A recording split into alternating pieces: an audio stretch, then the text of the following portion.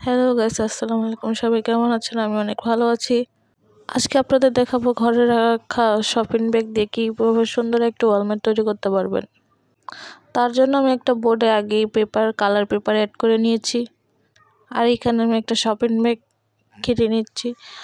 আসলে আপনি যেই সাইজের ফুল বানাতে চান বা যেই সাইজের করতে চান ওই সাইজের মতোই কেটে নেবেন। আমি আমার সাইজের মতো কেটে নিয়েছি।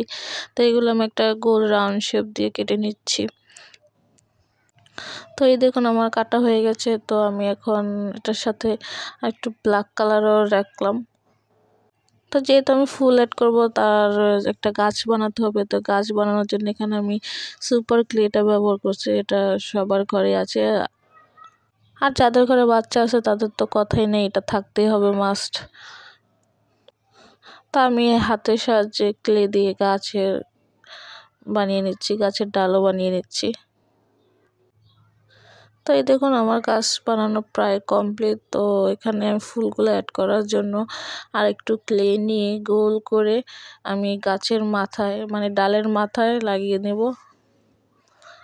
অবশ্যই আপনারা এই জায়গায় আঠাটা ব্যবহার করবেন, না হলে ক্লেটা উঠে যাবে। তো এই যে আমি আঠাগুলো লাগিয়ে নিলাম।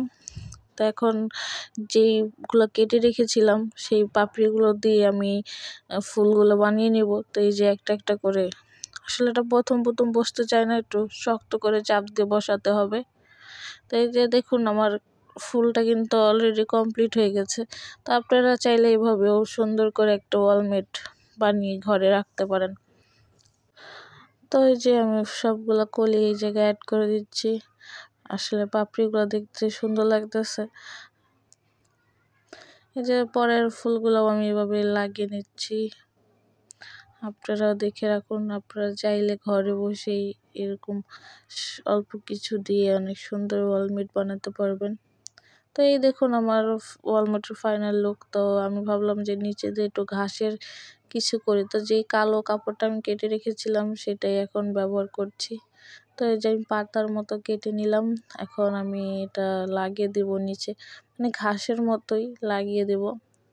আপনারা চাইলে এখানে অন্য কালারও ব্যবহার করতে পারেন। আমার কাছে কালো শপিং ব্যাগ ছিল, তাই আমি কালোটা দিয়ে ঘাস বানাচ্ছি। এই একটা একটা করে বসিয়ে দিচ্ছি। অবশ্যই এখানে আঠা ব্যবহার করবেন। আঠা ব্যবহার না করলে এই শপিং ব্যাগটা কিন্তু থাকবে না, উঠে যাবে। তো এই দেখুন আমার এটা কমপ্লিট। এখন আমি পিছন দিয়ে একটা শপিং ব্যাগের যে কাপড় দিয়ে একটা ধরার মতো, তো এই যে আমি এটার এখন পিছনে একটা ধরার রশি লাগিয়ে নেব। তো এই যে আবার আঠা দিয়ে আমি লাগিয়ে নিলাম। তো এই যে এটা হচ্ছে আমার ফাইনাল লুক। সবাই অবশ্যই কমেন্ট করে জানাবেন কেমন হয়েছে, আর অবশ্যই